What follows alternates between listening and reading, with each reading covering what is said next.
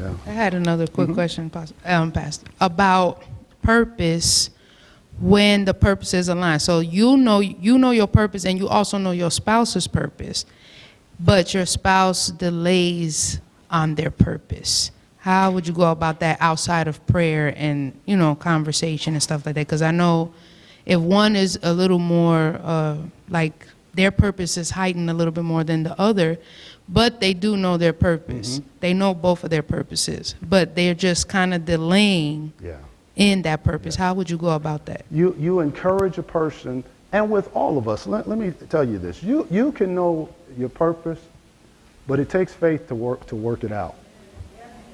There are a lot of folks who know their purpose, and I can tell you some, and the reason they're not fully walking it because they ain't got much faith. You're going to have faith to work it out. It's not automatic, So when it's a spouse like that, you'll encourage it, for that individual to walk in their purpose. Like, hey, let's everything is not. Hey, let's work on this.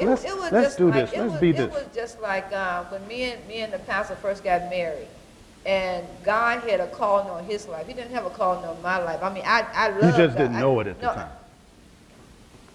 So God didn't have a calling. So in other he words, did have a calling. No. Can I tell the story? No, okay, go ahead, tell it. And so I knew from the beginning that he was going to be a minister. I knew it from the beginning. And I did not mind walking with him. And so with that in mind, and he made a remark out of ignorance by saying that you stopped me from going to my ministry. Now, by he saying that to me, my mind automatically said, okay, let me get out of here. Because I don't want to stop you from doing what God called you to do. I don't want to be a hindrance to you. If you feel that I'm hindering your ministry, then I'll walk away. Because I'm not trying to stop you from your ministry. Yeah. Now I was not going to ever, I never want to be the person that say, well, you know what, he could have been there, but that crazy wife of his made him stop. No, you ain't gonna put that on me as a label. Let me say this too, because when you make statements like that, I got to clarify things because we're talking to a world now. That was a long, long time ago. That was probably the first couple years we were married.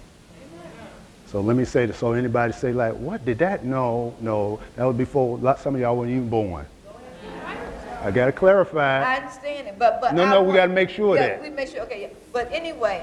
And it was out of ignorance. And to be totally honest, we was probably, I think, if I recall, kind of arguing about something. And it was out of ignorance for me to say something silly like that. Because probably not, to look back on it, I'm sure I was in my flesh and was probably frustrated about something. And so I took it out on her. Now I'm really thinking about it. Now the Lord bring back to my memory how that happened. But I still said the same. Yeah, she did say that. Like I said, we were very young. This is a couple of years of being married. But obviously I was frustrated over something, mad about something.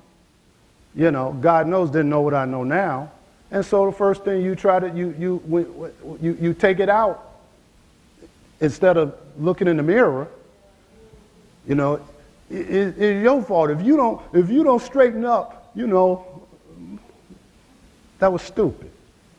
But the thing about this, when you love somebody and you know there's a calling on their life, you don't want to stop them from their calling that God has for them. Right.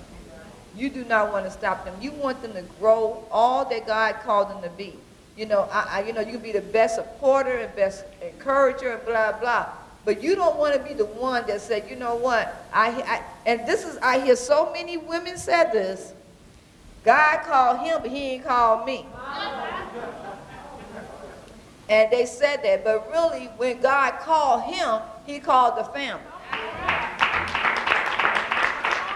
And I know we don't want to take their responsibility, but that's what it is. Because when he go up, they looking at the family. They're not looking just at him. They're looking at the whole family. Oh my God, he a minister and his daughter act like that. Oh my God, he's a minister and his wife dressed like that. Oh my God, even though she don't have the mic, but they looking at the whole family. Oh my God. So it ain't just about him. It's about the whole family. Because once that minister is on your what on your label, your collar. Yeah. But that Everybody goes look back to what we opened up with, defining a good Christian family. We all called. Now, there could be different gifts as such, but it's one body. We all called. So there's no thing that's him. And I know some people who've done that with the pastor. This is him. This ain't got nothing to do with me. Yes, it does. I know some pastors this day who can't function fully because of that ignorance. And I ain't blaming it on their wife, they saying that, but he thinking it too. So I ain't gonna say nothing because this is my calling. This ain't got nothing to do with her. Yes, it does.